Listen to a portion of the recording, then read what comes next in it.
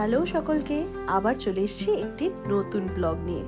এর আগের পর্বে আপনাদের সাথে শেয়ার করেছিলাম আমরা মুম্বাইতে কিভাবে এসেছি, আমাদের এয়ারবিএনবিটা কেমন হয়েছে বা আরও বেশ কিছু গল্প।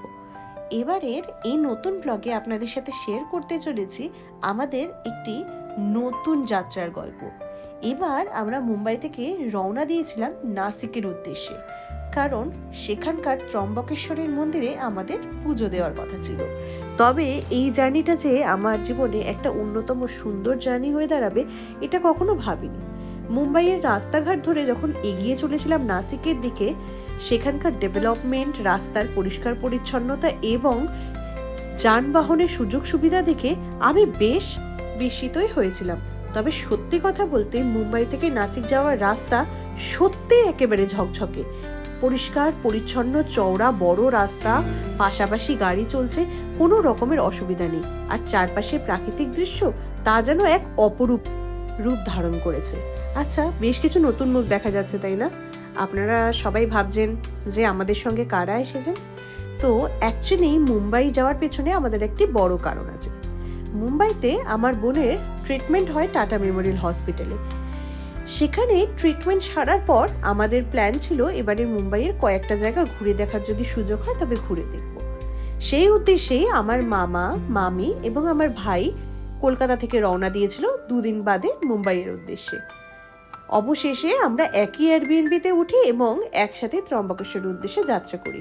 ওই দূরে প্রাকৃতিক পরিবেশটা একটু দেখুন, কি সুন্দর পাহাড়ে ঘেরা, এত সুন্দর সুন্দর রাস্তা ধরে যেতে বেশ ভালো লাগছিল। আর রাস্তায় পড়েছিল বেশ অনেকগুলি টানেল এবং এই টানেলগুলিও বেশ পরিষ্কার পরিচ্ছন্ন, আলো ঝলমলে এবং যাতায়াতের জন্য খুবই সুবিধাজনক ছিল।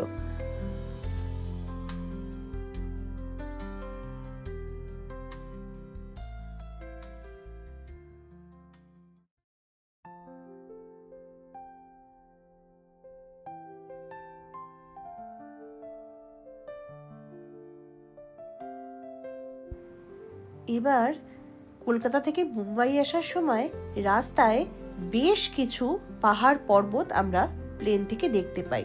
তখন বেশ চমকে উঠছিলাম যে এত পাহাড়, এত টিলা কোন জায়গার উপর দিয়ে আমরা যাচ্ছি। তবে কলকাতা থেকে নাসিক যাওয়ার সময় এত রকমের উঁচু উঁচু পাহাড় টিলা দেখতে পাই যে তখন মনে হতে লাগলো আমরা বোধহয় এই জায়গার উপর দিয়ে উড়েই মুম্বাইয়ের সান্টাক্রুজ এয়ারপোর্টে পৌঁছেছিলাম। এখানে রাস্তার মাঝের প্রাকৃতিক পরিবেশ এত সুন্দর ছিল যেন মনে হচ্ছিল কোনো গ্রামের রাস্তা ধরে আমরা এগিয়ে চলেছি আমাদের গন্তব্যের দিকে। এখানে ছোট ছোট বাড়ি, ঘর, সব কিছুতেই ছিল একটি গ্রাম্য প্রাকৃতিক পরিবেশের ছোঁয়া। ওই যে দূরে একটা নদী দেখতে পাওয়া যাচ্ছে, এই নদীটা নিয়েও একটি বড় রকম গন্ডগোল হয়েছিল আমাদের মধ্যে। আমাদের ড্রাইভার দাদা জানান ওই নদীটি হচ্ছে বৈতরণী নদী। এবার এই বৈতরণী নদীটা শুনে কোনো রকম ভাবে আমাদের সবার মনে হয়েছিল যে এটি হচ্ছে সেই বৈতরণী নদী, যে নদী উড়িষ্যার ওপর দিয়ে বয়ে চলেছে। আর আমাদের ইন্ডিয়ান মাইথোলজিতে আছে যে বৈতরণী নদী ভীষণই ভয়ঙ্কর নদী, যা পার করে আমাদেরকে পৌঁছাতে হয় মৃত্যুর পরে আমাদের অন্তিম গন্তব্যে। এই নদীটির সাথে আমরা সেই নদীটিকেই গুলিয়ে ফেলি এবং পরবর্তী সময়ে জানতে পারি সেই নদীটি আর এই নদীটি সম্পূর্ণরূপে আলাদা। এই নদীটি আমাদের মহারাষ্ট্রের বৈতরণী নদী, যেটি দেখতে অত্যন্ত অপূর্ব। চারিপাশে পাহাড় দিয়ে ঘেরা, বন জঙ্গলে ঘেরা, মাঝখানে একটি শান্ত নদী এবং যা ক্রমাগত বয়ে চলেছে সময়ের সাথে। বৈতরণী নদীটি এত কাছে এসেও আমরা দূর থেকে দেখে চলে যাব, এটা তার সঙ্গে জাস্টিফাই করা হবে না।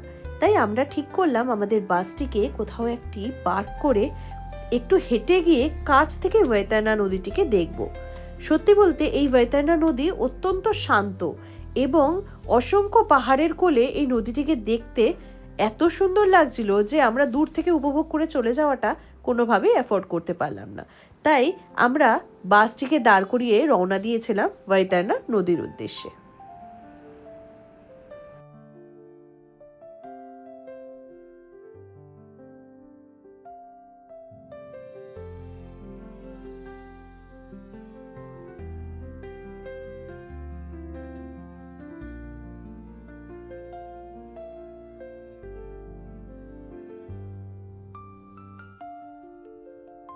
অবশেষে আমরা এসে পৌঁছালাম বৈতরণী নদীর কূলে।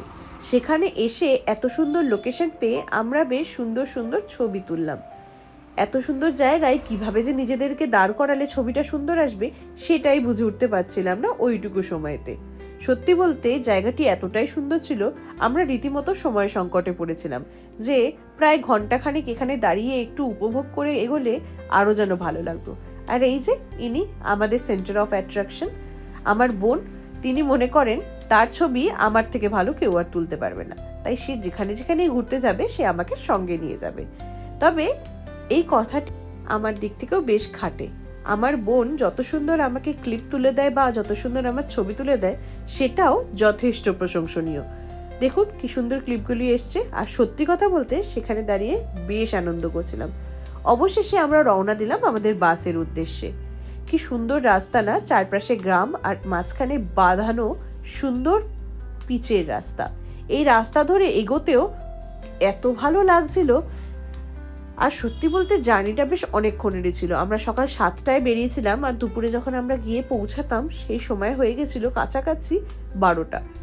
আমরা বেশ কিছু শুকনো খাবার দাবার যেমন আর কি বাউলি, কেক, বিস্কিটস, জুস এসব সঙ্গেই ক্যারি করছিলাম। তবে আমাদের প্রধান উদ্দেশ্য ছিল আমরা না খেয়ে পুজোটা দেব। আমাদের প্ল্যান ছিল আমরা দুপুরবেলা এই রাস্তাতেই পাওয়া বেশ কিছু ভালো ভালো রেস্টুরেন্ট নোট করে এসেছিলাম, সেখানেই কোথাও আমরা আমাদের লাঞ্চটা সেরে ফেলবো। কিন্তু এই সব কিছুই হওয়ার ছিল পুজো দেওয়ার পর।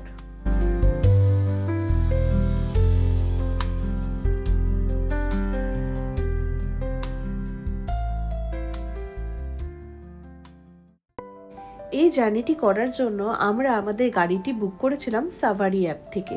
এবারের মুম্বাই যাত্রায় সাভারি অ্যাপ্লিকেশনটা আমাদের বেশ সাহায্য করেছে, কারণ আমরা বেশ অনেকগুলি জায়গায় গাড়ি করে ঘুরেছি। আর পাশাপাশি এই গাড়িটি এতটাই কমফোর্টেবল ছিল যে আমাদের সঙ্গে বয়োজ্যেষ্ঠ মানুষরা থাকা সত্ত্বেও তাদের যাতায়াতের সময় কোনো রকম কমফোর্টের অভাব হয়নি। আর তাছাড়াও এটার প্রাইস ছিল যথেষ্ট রিজনেবল।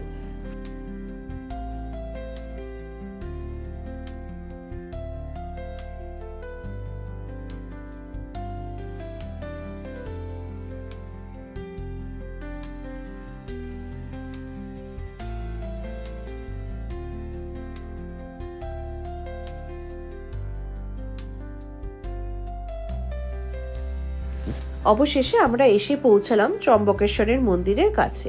এখানে দুটি মন্দির ছিল, একটি মন্দির বেশ ছোট আর একটি মন্দির ছিল বড় মন্দির। তবে এখানে যেতে গেলে বেশ বড় লাইনের সম্মুখীন হতে হতো, তাই আমরা আগে থাকতেই প্রত্যেকের জন্য প্রায় 200 থেকে 250 টাকা করে ভিআইপি টিকিট কেটে নিয়ে এগিয়ে চলেছিলাম। এর ফলে সব থেকে বড় সুবিধা হয়েছিল এই কাঠফাটা রোদে আমাদেরকে লাইন দিতে হয়নি। আর দ্বিতীয়ত আমরা খুব অল্প সময়ের মধ্যেই পুজো দিয়ে বেরিয়ে এসেছিলাম। তবে এই ছোট লাইনটিতে পৌঁছানোর রাস্তা ছিল বেশ আঁকাবাঁকা। এবার ভারতের অন্যান্য জায়গার মতনই এটার ভেতরেও মন্দিরে ক্যামেরা নিয়ে প্রবেশ নিষিদ্ধ ছিল, তাই আমরা ভেতরের কোনো ক্লিপ তুলিনি। তবে বেরিয়ে এসে মন্দিরটিকে বেশ সুন্দরভাবে আমার ক্যামেরা বন্দি করেছিলাম। তবে দেখে বুঝছিলাম সারাটা মন্দির জুড়েই চলছে রিনোভেশনের কাজ। এটিকে কত সুন্দরভাবে সংরক্ষিত করা যায় তারই প্রচেষ্টা চলছিল। আর কি সুন্দর পাহাড়ের কোলে এত সুন্দর একটি মন্দির, সত্যি জায়গাটি খুবই সুন্দর। তবে একটু মেনটেনেন্সের অভাব আছে, যেটা নিয়ে আপাতত কাজ চলছে। পাশেই ছিল এই মন্দিরটি। এই মন্দিরে ঢুকেও সবাই বেশ কিছুক্ষণ সময় কাটালো এবং তারপর মন্দিরের আশেপাশের প্রাঙ্গণে একটু ঘুরে বেরিয়ে আমরা রওনা দিয়েছিলাম আমাদের পরবর্তী গন্তব্যের উদ্দেশ্যে।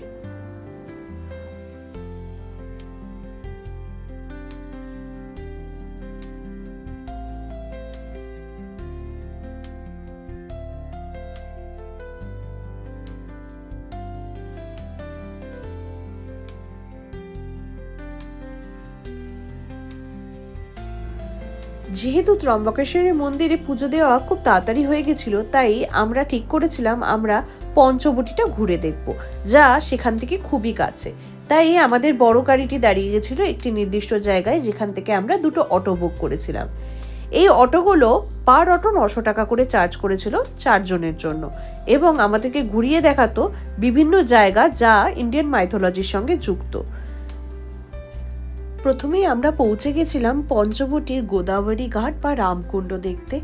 এই জায়গাটি খুব সুন্দর ছিল, মোটামুটি পরিষ্কার পরিচ্ছন্নও ছিল, তবে জায়গাটি বেশ শান্ত শিষ্ট স্নিগ্ধ প্রকৃতির ছিল। ওই গুগল ঘেটে যেটুকু জানতে পারলাম আর কি, এই জায়গাটিতেই ভগবান রাম স্বয়ং স্নান করে এই জায়গাটিকে পবিত্র করে তুলেছিলেন, এবং এই জায়গাটির সঙ্গে ইন্ডিয়ান মাইথোলজির একটি দৃঢ় যোগাযোগ রয়েছে। আমরা বেশ কিছুক্ষণ সময় সেখানে কাটালাম, সেখানের ঐতিহাসিক গল্পগুলি জানার চেষ্টা করলাম, আর সেখানের জল একটু মাথায় ছুঁয়ে এগিয়ে চললাম আমাদের পরবর্তী গন্তব্যের লক্ষ্যে। মাঝখানে ড্রাইভার দাদার থেকে তার একটু ডিটেলস নিয়ে নিচ্ছিলাম, যাতে আমার ভিডিও দেখে যদি কেউ কখনো আসতে চায় তার সুবিধা হয়। आपका नाम भी बोल दो और आपका नंबर भी बोल दो। तो आके आपको ही कांटेक्ट करेंगे। वैसे तो मेरा कुछ खास यूट्यूब वीडियो है नहीं, बट अगर चल जाए। हाँ एकदम। हाँ भैया बोल दो, आपका नाम बोल दो। मेरा नाम है विजय। हाँ, और आपका नंबर? ओके, थैंक यू भैया। এরপর আমরা পৌঁছে গেছিলাম শ্রী কালারাম টেম্পলের দিকে। এটি তৈরি হয়েছিল 1780 থেকে 82 খ্রিস্টাব্দের মধ্যে, আর মন্দির শুরু হয়েছিল 1792 সাল থেকে। এখানে ভগবান রাম লক্ষ্মণ সীতা বাস করতেন। এরপর আমরা পৌঁছে গেছিলাম পঞ্চবটি বনে। এখানে 5টি বড় বড় বট গাছ দেখতে পাওয়া যায়, যার নাম অনুকরণ করে এই জায়গাটির নাম হয়েছিল পঞ্চবটি। আর এখানেই সীতা গুফা বলে একটি জায়গা আছে, যা ভগবান সীতা মায়ের নামে চিহ্নিত। এখানে বেশ সুন্দর ছোটখাটো স্টল ছিল, খাবার দাবারের দোকান, ব্যাগ এবং খুচখাচ জিনিসপত্র পাওয়া যাচ্ছিল। যদিও এসব জিনিসপত্র আমাদের এখানেই পাওয়া যায়, তাই সেখান থেকে আলাদা করে আর কোনো কেনাকাটা করা হয়নি। তবে এই জায়গাটি পায়ে হেঁটে বেশ ঘুরে ভালো লাগছিল। আমাদের ট্রাভেল গাইড এতটাই বেশি ডেডিকেটেড ছিলেন যে তিনি এখানকার সমস্ত গল্প আমাদেরকে বলে শোনাচ্ছিলেন, আর আমরা বেশ এনজয়ও করছিলাম। এরপর আমরা চলে গেছিলাম তপোবনে। এই তপোবন জায়গাটিও নাসিকের বেশ বিখ্যাত। এটি প্রায় 1.5 কিলোমিটার দূরে, যেখানে পঞ্চবটি বনে গোদাবরী নদীর তীরে রাম লক্ষ্মণ সীতা বাস করছিল। রামকে বিয়ের প্রস্তাবে শূর্পণখার যখন নাক কান কাটা যায়, সেই ঘটনাটির সঙ্গে এই তপোবনের বিশেষ যোগাযোগ রয়েছে। যাই হোক, সেদিন আমরা ফিরে গিয়েছিলাম বাড়িতে এরপর, এবং পরের দিন আমরা আবার রেডি হয়ে রওনা দিয়েছিলাম নতুন এক গন্তব্যের উদ্দেশ্যে। মুম্বাই শহরে এসে যদি সিদ্ধিবিনায়ক মন্দিরে পুজোই না দেওয়া হয় তাহলে আর লাভ কি। তাই আমরা পরের দিন বেরিয়ে পড়েছিলাম সিদ্ধিবিনায়ক, মহালক্ষ্মী টেম্পল এবং আরও যা যা দেখার জায়গা রয়েছে মুম্বাইতে সেগুলির জন্য। সিদ্ধিবিনায়ক মন্দিরে প্রতিবারই যখন আমরা মুম্বাইতে যাই তখন পুজো দিই, আর এই মন্দিরটি সত্যি আমার ভালো লাগে। আমার মনের কত ইচ্ছা যে এই মন্দিরে আসার পর পূরণ হয়েছে আমি বলে বোঝাতে পারবো না। মন্দিরের ভেতরে প্রাঙ্গণে ছবি তোলা নিষিদ্ধ, তাই আবারও মন্দিরের ভেতরে আমরা সেরকমভাবে কোনো ক্লিপ নিতে পারিনি। তবে বেশ কিছু ক্লিপ নিয়েছিলাম মন্দিরের বাইরে, যেখানে বেশ কিছু দোকানপাট জিনিসপত্র পাওয়া যাচ্ছিল সেখানে। এই জায়গাগুলিতে খুব সুন্দর সুন্দর সুভিনিয়ার্স পাওয়া যায়, যেখান থেকে আমরা বেশ কিছু সুন্দর ম্যাগনেট কালেক্ট করেছিলাম এবং ঘর সাজানোর জিনিসও কিনেছিলাম। আজ থেকে প্রায় 6-7 বছর আগে আমাদের বাড়ির প্রতিষ্ঠিত গণেশ ঠাকুরটিও আমরা এখান থেকেই নিয়েছিলাম। যদিও মুম্বাইয়ের মিষ্টি সেরকম বিখ্যাত না, তবে এখানে এসে মোদক বা লাড্ডু নেব না তা হয়ই না। তার উপর আবার মতিচুরের লাড্ডু, যেটি আমার খুব প্রিয়।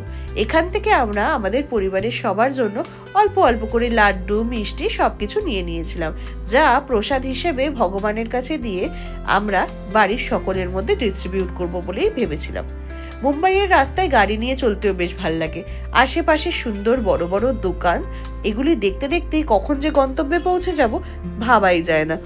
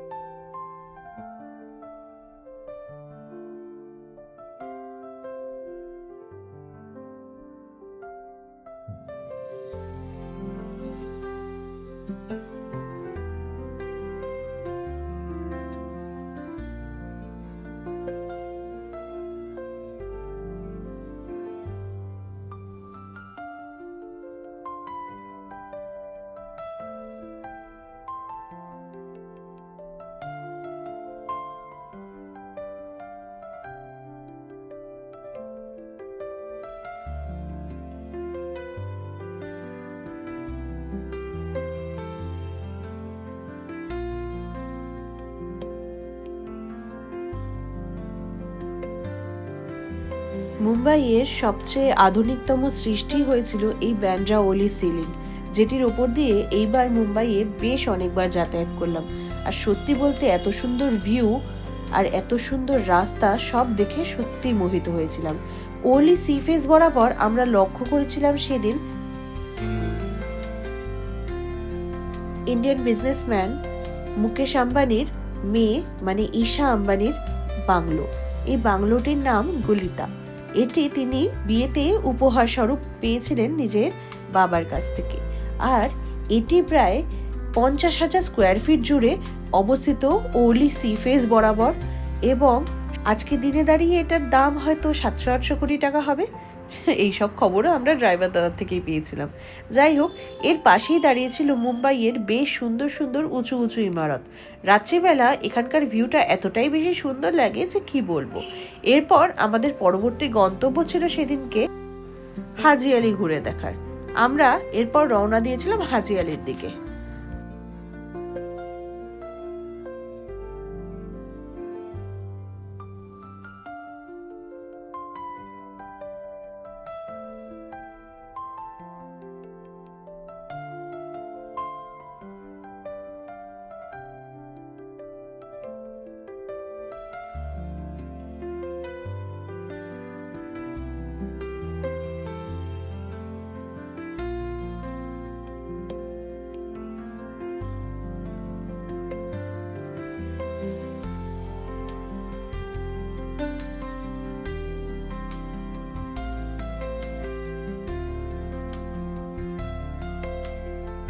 আমরা ট্যাক্সিতে করে সিদ্ধিবিনায়ক থেকে এসে পৌঁছালাম হাজি আলির কাছে। সেখান থেকে এই টানেলটি পার করে সমুদ্রের মাঝে রাস্তা ধরে সোজা এগিয়ে চললাম হাজি আলির মসজিদের উদ্দেশ্যে। দুপাশে সুন্দর স্নিগ্ধ সমুদ্র এবং মাঝের রাস্তা চওড়া, চারপাশে বোল্ডারে ঘেরা। সেখান থেকে এই সুন্দর সিলিংটি দেখতে পাওয়া যাচ্ছিল।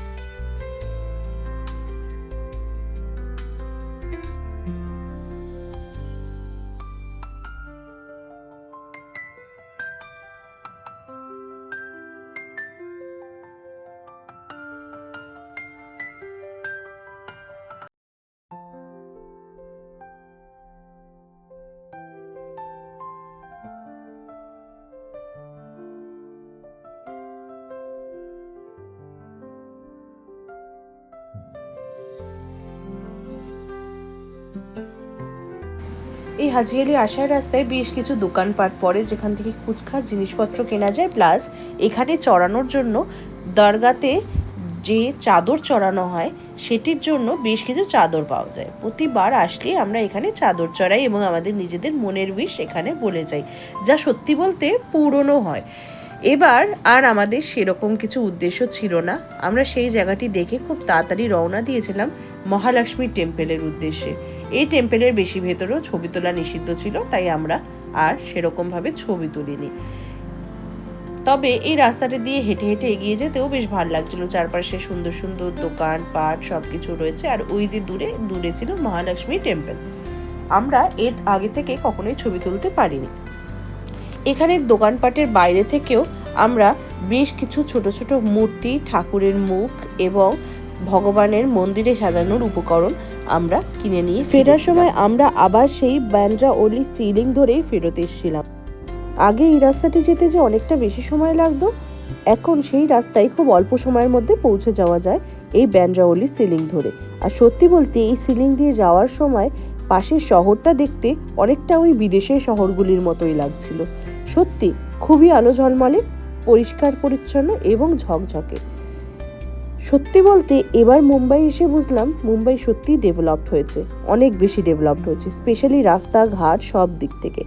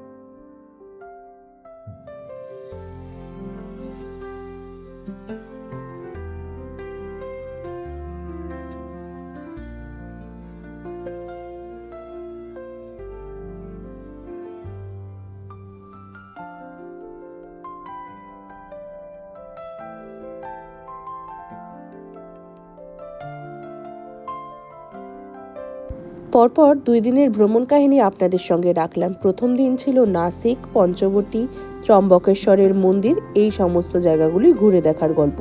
আর দ্বিতীয় দিন ছিল সিদ্ধিবিনায়ক, মহালক্ষ্মী টেম্পল, হাজিয়ালি এবং অন্যান্য নানা রকম মন্দির ঘুরে দেখার গল্প। এর পরবর্তী মুম্বাইয়ের পর্ব এবং অন্তিম পর্ব নিয়ে আমরা খুব তাড়াতাড়ি চলে আসব। ততদিন ভালো থাকবেন আর আমার ভিডিওর অপেক্ষা করবেন।